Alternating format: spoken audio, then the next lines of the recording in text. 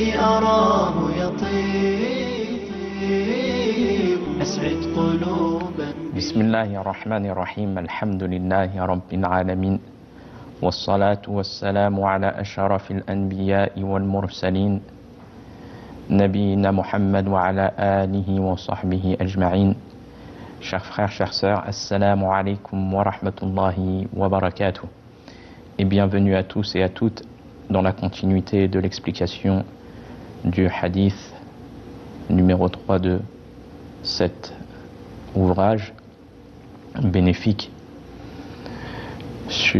toujours sur le hadith Bunya al-Islam ala khams, que l'islam est bâti sur 5 piliers, et nous sommes arrivés sur le pilier où le prophète alayhi salatu wa salam a dit le pèlerinage, c'est-à-dire l'accomplissement du pèlerinage, qui fait partie des 5 piliers de l'islam. Il s'agit du 5e pilier, le pèlerinage à la maison sacrée d'Allah subhanahu wa ta'ala. Donc il est obligatoire pour tout musulman, en ayant la capacité, une fois dans sa vie. Allah subhanahu wa ta'ala l'a rendu obligatoire une fois dans la vie de la personne. Et le pèlerinage, sa définition, c'est le fait de se diriger vers la maison sacrée d'Allah subhanahu wa ta'ala à la Mecque pour y accomplir les rites, les actes d'adoration liés à ce pilier, comme al-tawaf, le sa'i, la station à Arafah, passer la nuit à Muzdalifa et Mina, la lapidation des stèles et autres. Et vu la difficulté que éprouvent beaucoup de personnes du fait de se rendre à la Mecque, à la maison sacrée d'Allah subhanahu wa ta'ala, pour accomplir ces rites, les gens qui viennent de pays différents et de la terre, les gens qui viennent d'endroits très loin, les gens ils viennent d'endroits proches, lointains et autres.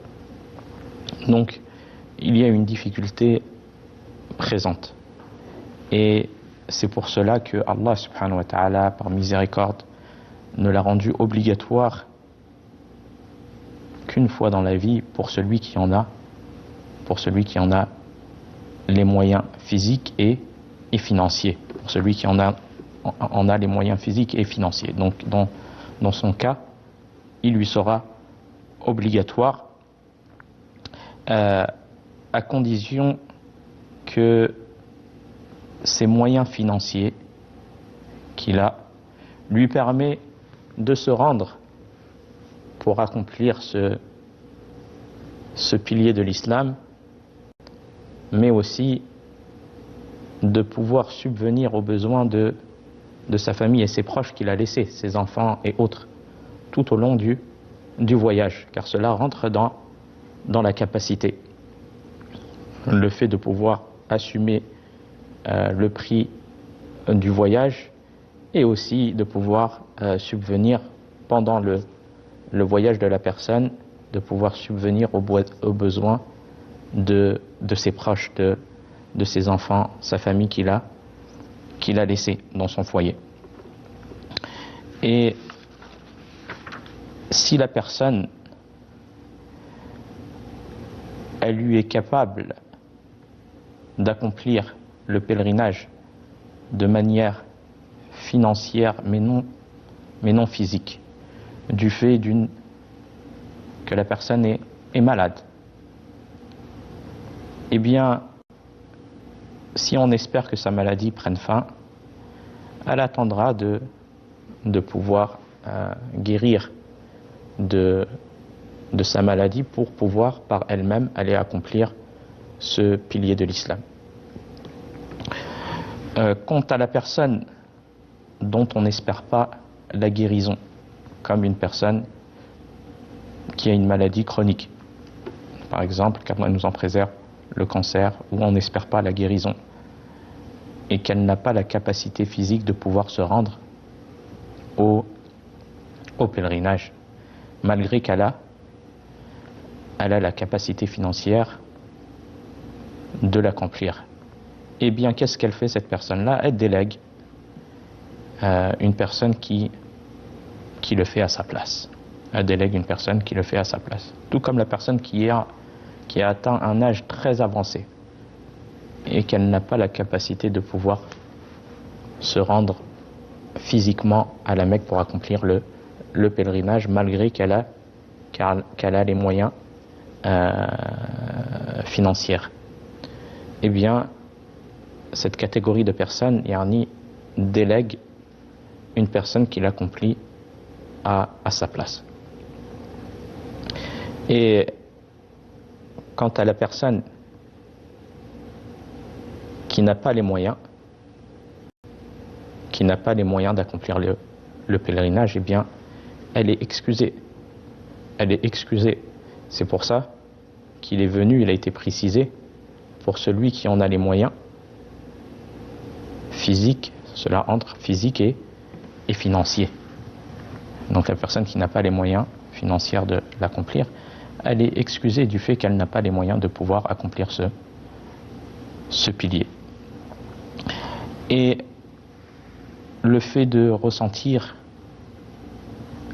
le mérite pour celui qui en a la capacité de s'empresser, celui qui a la capacité financière et qui a la capacité physique et qui n'a pas accompli ce pilier de l'islam, de s'empresser d'aller l'accomplir et de ne pas se faire ruser par le diable qui le fait espérer à une vie longue, or que rien n'assure la personne de pouvoir vivre jusqu'à son lendemain.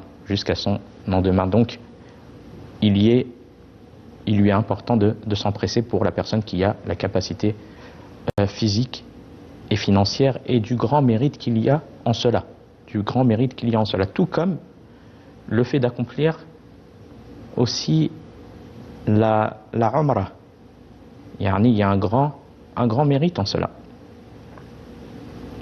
Il y a un grand mérite en cela que les Umrah qui sont consécutives l'une après l'autre et cause d'expiation des péchés mineurs.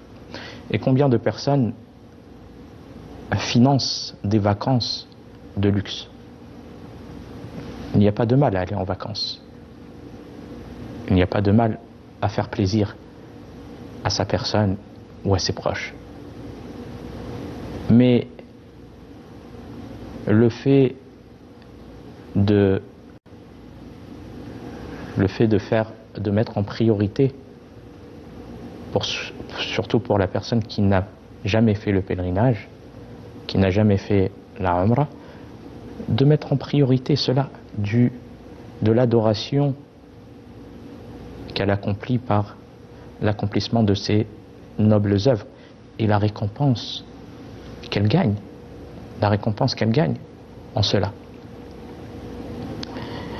Le prophète alayhi salatu wassalam a dit: al-umratu ila al-umrah kaffaratun ma baynahuma wal hajjul mabrour laysa lahu jazaa'un illa al-jannah. Ce hadith qui est unanimement authentique, il a été authentifié par l'imam al-Bukhari et Muslim, qui dit que la Umrah qui est accomplie de manière consécutive l'une après l'autre est une cause d'expiation des péchés mineurs. Regardez le bienfait. Donc la personne qui va prendre des vacances, qu'elle pense aussi que si elle se dirige à cet endroit-là et de manière consécutive, c'est-à-dire qu'elle multiplie leur Umrah, c'est une cause pour elle d'expiation des péchés mineurs. Donc le fait de se rappeler ce mérite et de saisir les occasions, surtout quand on en a les moyens. Et après, le prophète alayhi salatu wassalam a dit wal hajjul mabrour laysa lahu jaza'un illa al jannah. Yani le pèlerinage qui est accompli de manière sincère, sans ostentation, et qui est accompli de manière sincère, sans ostentation, en s'éloignant des péchés, en n'accomplissant pas des péchés. Eh bien, sa récompense auprès d'Allah, c'est quoi? C'est le paradis. Sa récompense auprès d'Allah, subhanahu wa ta'ala, c'est le paradis, celui qui a accompli un pèlerinage sincère, comme il a été légiféré, et en s'étant éloigné des péchés. Sa récompense finale auprès d'Allah, subhanahu wa ta'ala, c'est le paradis. Et ceux qui confirment aussi cela, c'est un autre hadith qui est aussi authentique, qui a été authentifié par l'imam al-Bukhari et Muslim, où le prophète alayhi salatu wassalam a dit Man hajja falam yarfuth walam yafsuq raja'a ka yawmi waladathu ummuh. Yani, quiconque, le prophète alayhi salatu wassalam, il dit quiconque accomplit le pèlerinage en évitant tout acte charnel, toute grossièreté et toute dispute, ressort de celui-ci pur, exempt, vierge de tout péché, comme le jour où sa mère l'a mise au monde. Donc on voit les grands mérites d'accomplir ce pèlerinage, et aussi d'accomplir la Umrah pour celui qui en a les moyens de saisir les occasions. Combien de personnes dépensent des fois dans des choses qui sont peut-être futiles ou qui n'ont pas une grande utilité ou qui n'apportent pas un grand gain.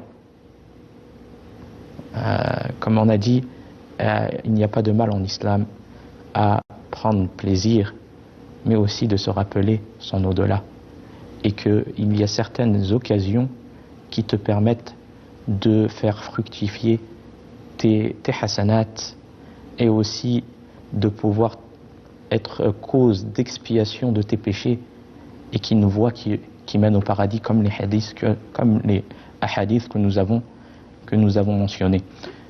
Et donc aussi, surtout pour le pilier de l'islam, pour celui qui en a les moyens physiques et financiers, de s'empresser. Car il ne sait pas qu'est-ce qui va peut-être être une cause d'empêchement pour lui d'accomplir cela par la suite dans le temps, comme la maladie. Il n'y a personne qui est à l'abri de cela. Elle peut avoir les moyens financiers de l'accomplir, et lui vient un empêchement médical qui l'empêche de pouvoir se rendre pour l'accomplir de sa propre personne. Ou la personne qui a une aisance financière, puis tout d'un coup la pauvreté la touche. Donc la personne qui a les capacités physiques et financières, il y est obligatoire d'accomplir ce pilier de l'islam, le pèlerinage, car c'est un pilier parmi les piliers de l'islam. Donc on demande à Allah subhanahu wa ta'ala de faciliter à tous les musulmans l'accomplissement de ce pilier et l'expiation des péchés par l'accomplissement de celui-ci. Et nous allons énumérer certains bénéfices à tirer de ce noble hadith, car nous avons conclu l'explication de ce hadith qui est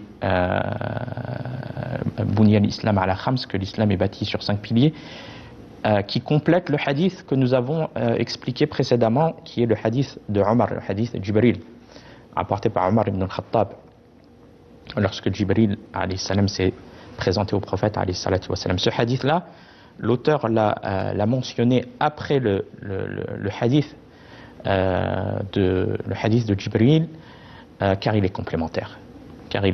Il apporte une source complémentaire d'information. Et plus précisément, le fait que l'islam l'islam est bâti sur 5 piliers, c'est-à-dire ce sont ces piliers fondamentaux. Mais cela ne veut pas dire que l'islam est restreint, comme nous l'avons vu, à ces 5 piliers seulement. Non. Tout acte d'adoration, toute obligation religieuse, tout acte surérogatoire recommandé, et toute adoration qu'Allah subhanahu wa ta'ala aime et agrée, fait partie de l'islam. Fait partie de l'islam. Et c'est pour cela que le prophète alayhi salatu wa salam a dit dans un hadith al-muslim man salima al-muslimuna min lisanihi wa yadihi. Le musulman est celui dont les musulmans sont à l'abri de sa langue et de sa main. Donc cela montre que le fait de ne pas nuire à autrui, de ne pas nuire à un musulman fait partie de l'islam. Donc l'islam, il a un sens plus général. Et ça fait partie des bénéfices à tirer de ce noble hadith. Donc c'est pas une répétition, mais l'auteur l'a mentionné après le hadith de Jibril car il y a un ajout d'informations et une science supplémentaire à apporter. Et aussi parmi les bénéfices à tirer de ce noble hadith, ce sont les deux attestations de foi qui forment un seul et même pilier et qui sont la base d'acceptation de tous les autres piliers qui sont cités et de toutes les œuvres de manière générale. Et c'est le fait d'avoir la croyance et la certitude, puis de prononcer par la langue, dans un premier temps, que nulle divinité ne mérite d'être adorée excepté Allah. Mais le fait de comprendre cela, car cette parole, elle a un sens immense. Et le fait que la personne ait croyance que nulle divinité ne mérite d'être adorée excepté Allah, mais pas seulement cela. Aussi le fait de croire que toute autre adoration en dehors d'Allah est fausse. Et ça, c'est un point, ce sont des points fondamentaux de cette attestation de foi, cette première attestation de foi, qui comprend les deux piliers. La négation, le fait de nier tout ce qui est adoré en dehors d'Allah, et l'affirmation que seul Allah subhanahu wa ta'ala mérite cette adoration. Donc si tu prononces cela, il ne t'est pas permis d'aller voir les devins, il ne t'est pas permis d'aller voir les sorciers, il ne t'est pas permis d'invoquer autre qu'Allah, quelle que soit cette créature, même un ange rapproché ou un messager, un prophète rapproché, il ne t'est pas permis cela. Car si tu fais cela, tu as contredit ta parole, la ilaha illallah, qui est une cause d'entrée au paradis. La personne, elle a contredit sa parole par ces actes-là, ou de lire l'horoscope et de croire en l'horoscope et autres. Donc, le musulman se doit de comprendre cette parole et de la mettre en pratique afin que ses œuvres soient valides, car ça peut être une cause d'invalidité des œuvres et de châtiment éternel dans l'au-delà. Car Allah subhanahu wa ta'ala, il dit « Inna Allah la yaghfiru an yushraka bih wa yaghfiru ma duna dhalika liman yasha » que Allah ne pardonne pas qu'on lui donne quelconque associé.